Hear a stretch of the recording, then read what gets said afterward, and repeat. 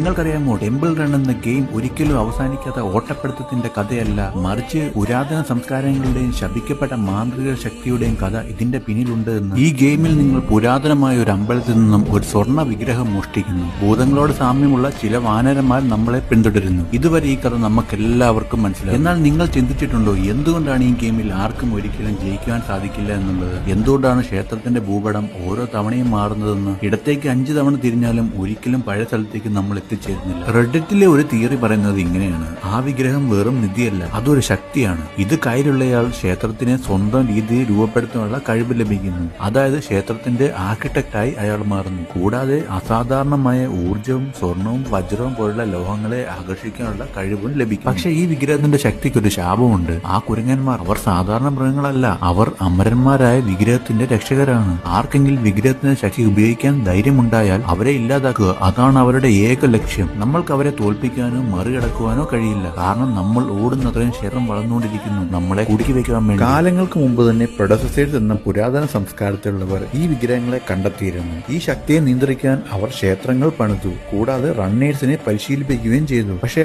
ആർക്കും ഈ ശാപത്തിൽ നിന്നും രക്ഷപ്പെടാനായില്ല. നൂറ്റാണ്ടുകൾക്ക് ശേഷം ഫ്രാൻസിസ്കോ മൊണ്ടോയ, മൊണ്ടാന സ്മിത്തിനെ പോലുള്ള എക്സ്പ്ലോറർമാർ വീണ്ടും ഈ ക്ഷേത്രങ്ങൾ കണ്ടുപിടിച്ചു. പക്ഷെ അവരൊക്കെ ഈ വിഗ്രഹം എടുക്കാൻ ശ്രമിച്ചാലും എല്ലാവർക്കും ഒരേ വിധി തന്നെയാണ്: ഓടുക, നിർമ്മിക്കുക,